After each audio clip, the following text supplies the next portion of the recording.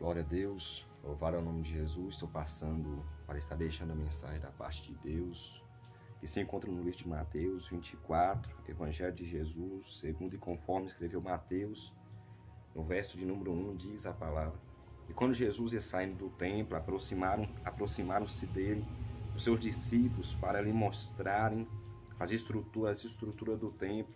Jesus, porém, lhes disse: Não vedes tudo isto? Em verdade vos digo que não ficará aqui pedra sobre pedra que não seja derribada. Glória a Deus.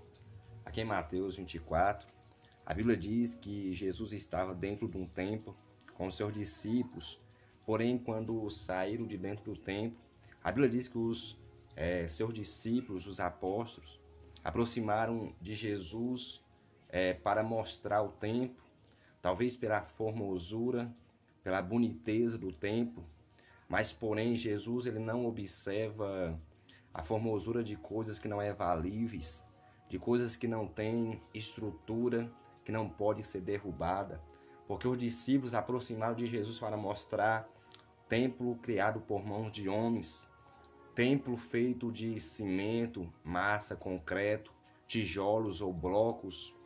Porém, Jesus ele está preocupado com o templo a qual ele criou, com o templo do Espírito Santo, porque a Bíblia diz: vós sois o meu templo, vós sois o templo do Espírito Santo.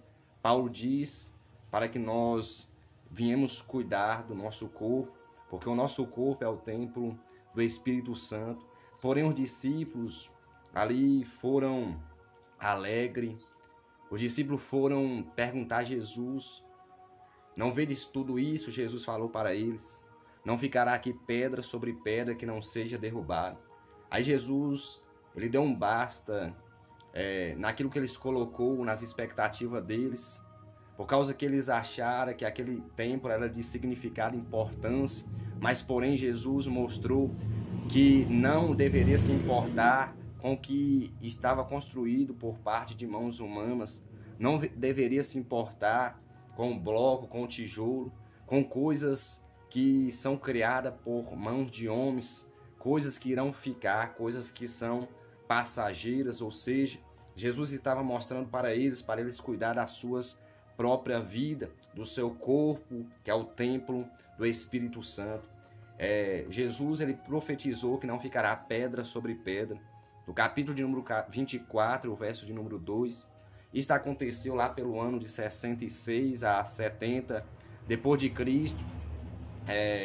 O historiador Flávio Josefo, ele é uma fonte primária, uma fonte histórica, a qual ele descreveu que o general Tito, liderando os romanos, cercou Jerusalém, cercou a fortaleza Antônia, e depois que ter cercado Jerusalém e a fortaleza Antônia, ele vai escrever dizendo, o historiador Flávio Josefo, ele diz de forma sofredora, ele escreve este acontecimento, porque é notório que foi sofredor, porque foi notório que foi lamentável o que aconteceu no ano de 66 e 70 depois de Cristo, porque ele vai descrever esta história dizendo que eles cercaram Jerusalém, cercaram a fortaleza Antônia, e durante este período os judeus clamou ao Senhor. Portanto, a profecia já estava de pé, Jesus já havia profetizado: não ficará pedra sobre pedra que não será derrubada.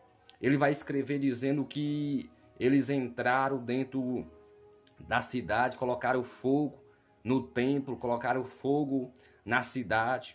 Ele escreve que havia ali crianças, leigos, homens, velhos, havia muitas pessoas, sacerdotes, os judeus. Ele vai escrever de forma sofredora, descrevendo assim que com o barulho do fogo estava o clamor das pessoas, o grito das pessoas, o lamento das pessoas, o sofrimento das pessoas, tudo misturado com o barulho do fogo, ou seja, em uma só ação, em uma só menção. Isto aconteceu.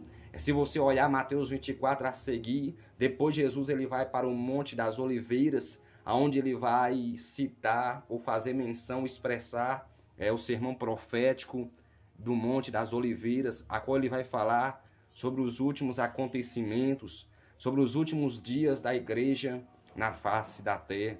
Porém, depois eu quero fazer um vídeo sobre os últimos acontecimentos a qual Jesus fez menção em Mateus 24 a seguir.